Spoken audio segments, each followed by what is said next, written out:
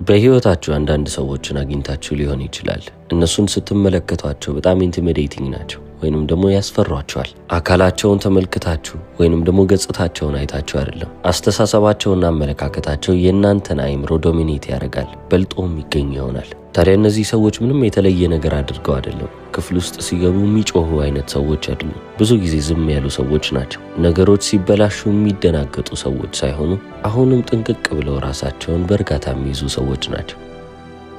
ሁላችንም እንደዚህ አይነት ሰው አግኝተናል ብዬ አስባለሁ። የማይፈታ ብላችሁ ያሰባችሁትን ችግር እነሱ ከመጡ በኋላ ቀላል እንደሆነ እንድናስብ ያደርጉናል። የእነሱ እርጋታ ሁኔታውን እንዳለ የሚያረጋጋ ነው። የሚሰሩት ስራ ላይም ትችት ከቀረበባቸው ስሜታቸውን ሲያጡ አትመለከቱም። ፊታቸው ላይ ምንም አይነት መለዋወጥ የለም። ሁሉንም ነገር አሜን ብለው ይቀበላሉ። ከባባድ ውሳኔዎችንም የመወሰን አቅማቸው ሁሉም ውሳኔ ቀላል እንደሆነ እንድናስብ ያደርገን ይሆናል። ታዲያ አሁን እነዚህ ሰዎችን ስንመለከታቸው የተለዩ ናቸው ወይንም ደግሞ ስንወለድ እንደነዚህ ስላልሆነን ነው እንል ይሆናል።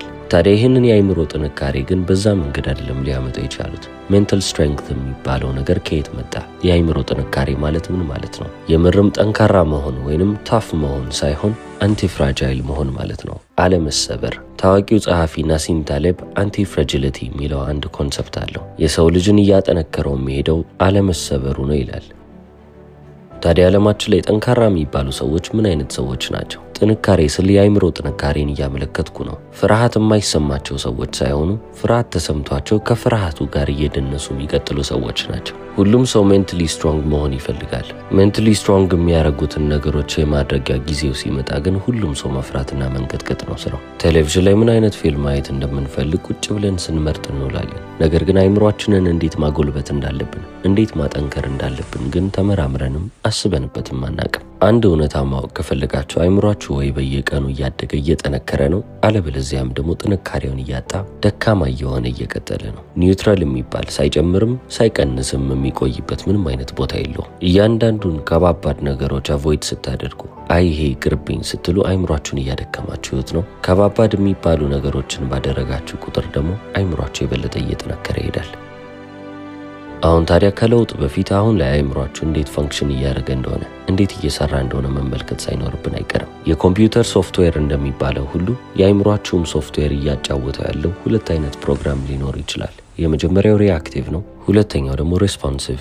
ሪአክቲቭ ሶፍትዌር ማለት ምን ማለት ነው ካላችሁ፣ ሁሌም ቢሆን አይምሮአችሁ ፈንክሽን የሚያደርግበት የሚሰራበት መንገድ በስሜት ተጽዕኖ ስር ሆኖ ነው። ሬስፖንሲቭ ሶፍትዌር ካላችሁስ ምንድነው ካላችሁ፣ ስሜትን ልብ ይላል፣ ያስተውላል፣ ነገር ግን በስሜት አይነዳም። አንዳንድ ሰዎችን ወይንም ራሳችሁ ህይወት ላይ ይሄንን ነገር ተመልክታችሁት ሊሆን ይችላል። በተበሳጫችሁ ሰዓት የብስጭት ሜሴጅ ለአንድ ጓደኛችሁ ወይንም ደግሞ ለስራ አጋራችሁ ትልቁና በነጋታው ወይንም አንዴ ከላካችሁና ከጨረሳችሁ በኋላ ይቆጫችኋል።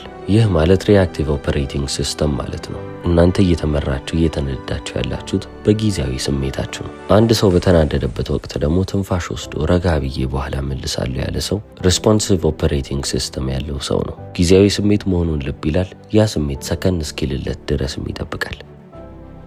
ኒውሮፕላስቲሲቲ የሚባል ነገር አለ። አይምሮአችሁ ተደጋጋሚ የምታደርጉትን ነገር ይመለከትና የኦፐሬቲንግ ሲስተሙን በዛ ተደጋጋሚ በምታደርጉት ነገር ላይ መሰረት ያደርጋል። ስሜታዊ የሆናችሁ በቀጠላችሁ ቁጥር ይህ ስሜታዊነታችሁ እየተመዘገበላችሁ ይሄዳል። ስለዚህ ስሜታዊ የመሆን እድላችሁን ከፍ እያለ ይመጣል። ስሜታዊ መሆን በሚጠበቅባችሁ ሰዓት ግን ስሜታችሁን አፈናችሁ ሬስፖንሲቭ ለመሆን ስትሞክሩ፣ ሰከን ብላችሁ ለመመለስ ስትሞክሩ አይምሮአችሁም ይህንን ፓተርን ያነብና እናንተን የበለጠ ሬስፖንሲቭ እያደረጋችሁ ይሄዳል። ስለዚህ የሚያበሳጭ ነገር በተደጋገመባችሁ ቁጥር የበለጠ ያንን የሚያበሳጭ ነገር የመቆጣጠር እድላችሁ ከፍ እያለ ይመጣል። ስለዚህ አይምሮአችሁ ጠላታችሁም ወዳጃችሁም አይደለም። እናንተ ያላችሁትን ነገር ብቻ ነው እያደረገላችሁ የሚሄደው። አይምሮአችሁ ትልቅ የሚባል የአበባ እርሻ ወይንም ጋርደን ቢሆን ሐሳቦቻችሁ እነዛ ዘሮች ይሆናሉ።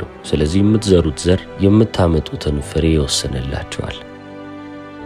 አሁን ደግሞ ስለ ፍርሃት ትንሽ እናውራ እስቲ። ሜንታል ስትሬንግዝ ማለት የአይምሮ ጥንካሬ ማለት አይምሮአችሁን ማጠንከር ማለት ባጭሩ ስፖርት መስራት ማለት ነው። ስፖርት ስትሰሩ ሁሉም ነገር ፔንፉል ነው። ህመም አለው፣ ጡንቻዎቻችሁ ይጨናነቃሉ ወይንም ደግሞ ይደክማሉ።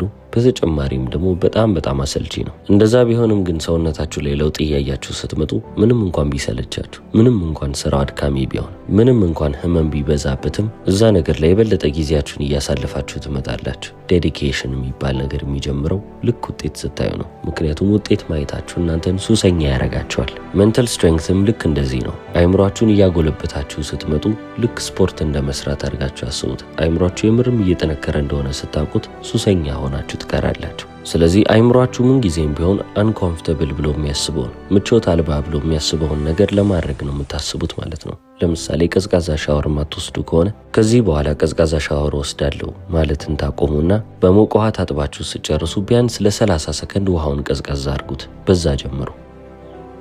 ቀስ በቀስ አይምሯችሁን እያለማመዳችሁት የምትሄዱት በዚህ መንገድ ነው። ማናገር የማትፈልጉት ሰው ካለ ወይንም ደግሞ ያንን ሰው ካናገራችሁት የሆነ የማትፈልጉት ርዕስ እንደሚነሳ ያወቃችሁበት ነገር ይኖራል። ከዛ ሰው ጋር ያንን ንግግር ለማድረግ ወስኑ። ምንም እንኳን ምቾት ባይሰማችሁም ደፍራችሁ ያንን ነገር ማድረግ መቻል አለባችሁ። አይምሯችሁን አሁንም እያስገደዳችሁት እያስለመዳችሁት ነው። በቀጣይም ደግሞ ሌላን ሰው ሳትጠይቁ ማንንም ሰው ሳታማክሩ ውሳኔን ለመወሰን ሞክሩ። አይምሯችሁ እንደዚህ አይነት ነገር አልለመደም። ሌላ ጊዜ ጓደኞቻችሁን፣ ቤተሰቦቻችሁን፣ ዘመድ አዝማድ ሁሉንም ሰው ካማከራችሁ በኋላ ነው የምትወስኑት። አሁን ግን ያ ነገር ይቀራል። ይህ ማለት ግን ቀላል ይሆናል ማለት አይደለም። አይምሯችሁ ሬዚስት ያደርጋል፣ እምቢ ይላችኋል። እናንተ ያንን ነገር እንዳታደርጉ የማይፈነቅለው ድንጋይ የለም። እያደጋችሁ መሆኑንም ደግሞ የምታውቁት አይምሯችሁ እምቢ እያላችሁ ሲመጣ ነው። ሬዚስተንስ የእድገት ምልክት ነው። ከዚህ በኋላ ነው እንግዲህ ትልቁ ለውጥ የሚመጣው። እስከዛሬ ድረስ የፈራችሁት ነገር ግን የተጋፈጣችሁት ፍርሃት እንዳለ ከዚህ በኋላ እናንተ ላይ ስልጣን ያለው ፍርሃት አይሆንም።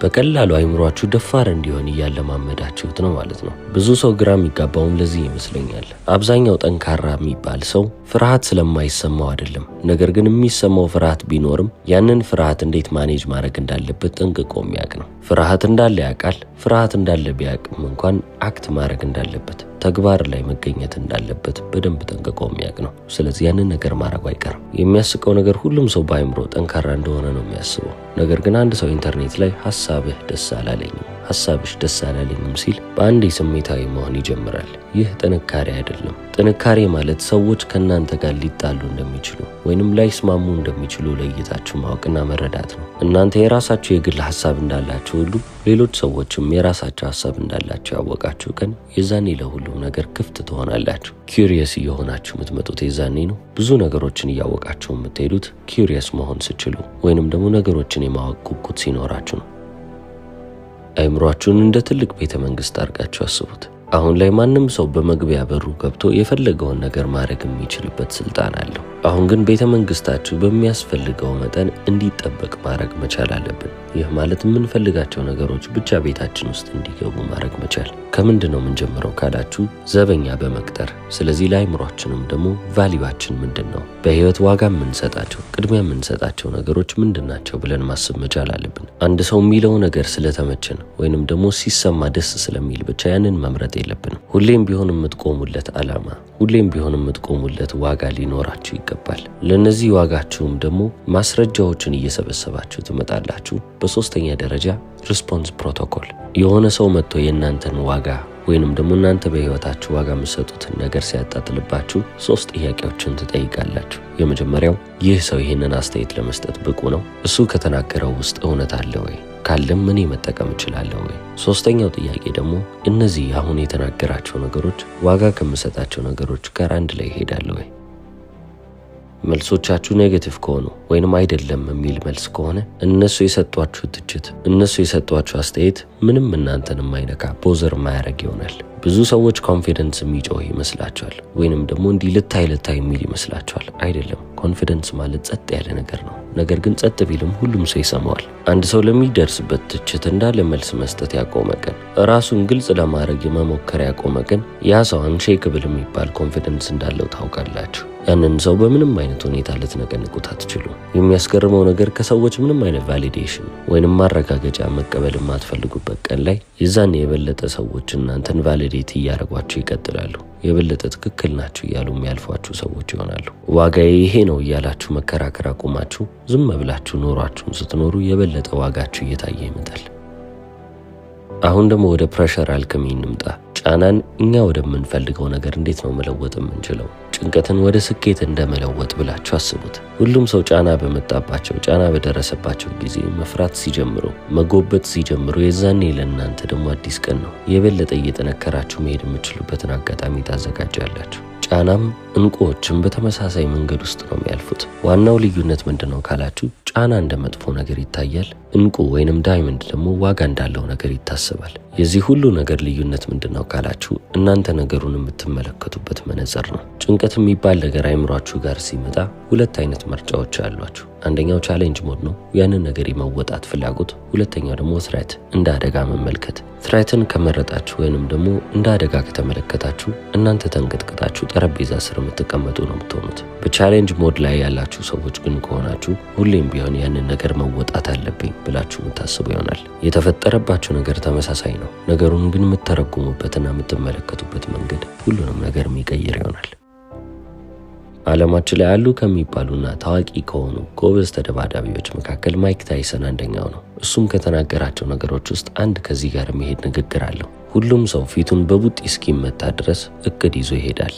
አንዴ ፊታችሁን ስትመቱ ነው እንግዲህ ሁሉም ነገር የሚጠፋባችሁ። ጫና ሲመጣ፣ ስትረስ ሲመጣ ወይንም ደግሞ ጭንቀት ሲመጣባችሁ የዛን ያስባችሁት ያቀዳችሁት ነገር እንዳለ አይምሯችሁ ውስጥ የለም። አይምሯቸው ደግሞ ጠንካራ የሆኑ ሰዎች እቅዳቸው ውስጥ መመታትን ያስገባሉ። ፊቴን በቡጢ ይመታለሁ ብለው ገና አስበው ተዘጋጅተው የሚንቀሳቀሱ ናቸው። ስለዚህ ፊታቸውን ሲመቱ አይደናገጡም። እንዴት ነው ያልጠበቅኩት ነገር የደረሰብኝ ብለው አያስቡም። የሚያጋጥማቸው ፈተና፣ የሚያጋጥማቸው መሰናክል እንዳለ ወደፊት ሊፈጠሩ ከሚችሉ ነገሮች ብለው የሚመዘግቡበት ዳታ ከመሆኑ ውጪ ሌላ ዲዛስተር ወይንም ደግሞ በጣም ትልቅ መጥፎ የሚባል ነገር አይደለም።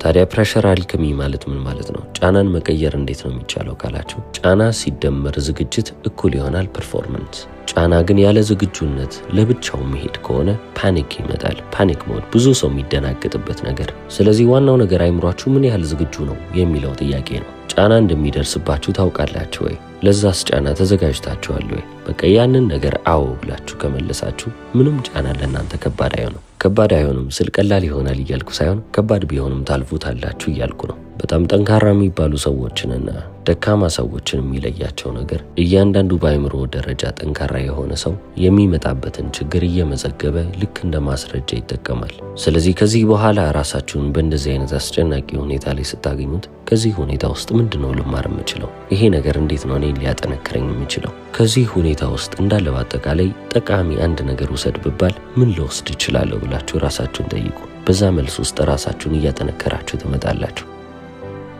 ወደ አምስተኛው ነጥብ እንምጣ።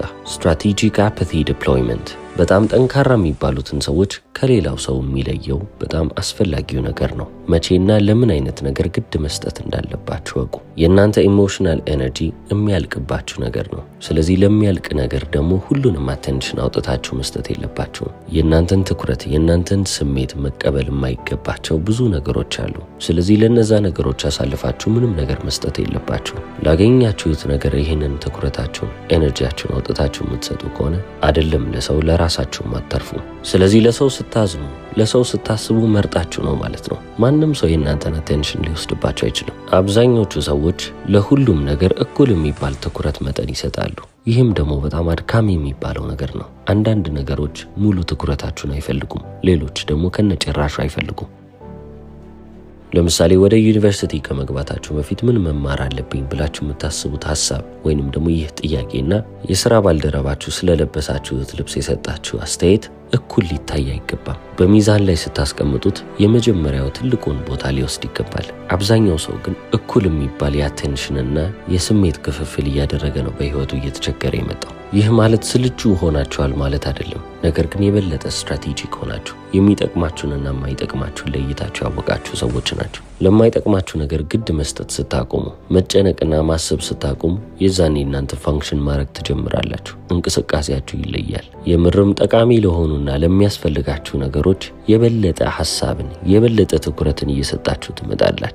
ከሰዎች ጋር አንዳንድ ከባድ የሚባሉ ንግግሮችን ለማድረግ በጣም ትፈራላችሁ። ነገር ግን ብዙ አይነት አሰቃቂ ነገሮችን በስልካችሁና በቴሌቪዥናችሁ ላይ ማየትን ትመርጣላችሁ። እነዚህ ነገሮች እንዴት በኩል ደረጃ ሊሄዱ ይችላሉ? ሁሌም ቢሆን ይህንን ጎናችሁን ማሰልጠን እንደ አዲስ ማስለመድ ከፈለጋችሁ በየቀኑ መለማመድ ያለባችሁ ጉዳይ ሊሆን ነው። አንድ ጉዳይ ተፈጠረና እዛ ጉዳይ ላይ ሪያክት ማድረግ አለባችሁ ማለት አይደለም። ያ ነገር ከተፈጠረ ራሳችሁን ትመለከታላችሁ። እዚህ ነገር ላይ ሪያክት ከማድረጋችሁ በፊት ይሄ ነገር ከ5 ዓመት በኋላ እኔን የሚበጠብጠኝ ጉዳይ ይሆናል ወይ ብላችሁ መጠየቅ ነው። መልሱ አይ ከሆነ ምንም ልታስቡበት የሚገባ ወይንም ደግሞ ግድ ሊሰጣችሁ የሚገባ ጉዳይ አይደለም። ቀጣይ ጥያቄ በህይወቴ ዋጋ የምሰጠው ነገር ነው ወይ ወይንም ደግሞ በህይወቴ እንደ ግብ ያስቀመጥኩት ነገር ነው ወይ ብላችሁ ትጠይቃላችሁ። አሁንም ለነዚህ ጥያቄዎች መልሱ አይ ከሆነ ቀናችሁ ሰናይ ይሁን። ምንም ማሰብ የለባችሁም፣ መጨነቅ የለባችሁም። ኤነርጂያችሁ እንደተቆጠበ መቀጠል አለበት፣ ግድ እንዳይሰጣችሁ። እነዚህን ነገሮች በመጠቀም አይምሯችሁን የበለጠ ማጎልበትና ጠንካራ ማድረግ ትችላላችሁ። እስከ መጨረሻው ስለተከታተላችሁ አመሰግናለሁ። ቻው።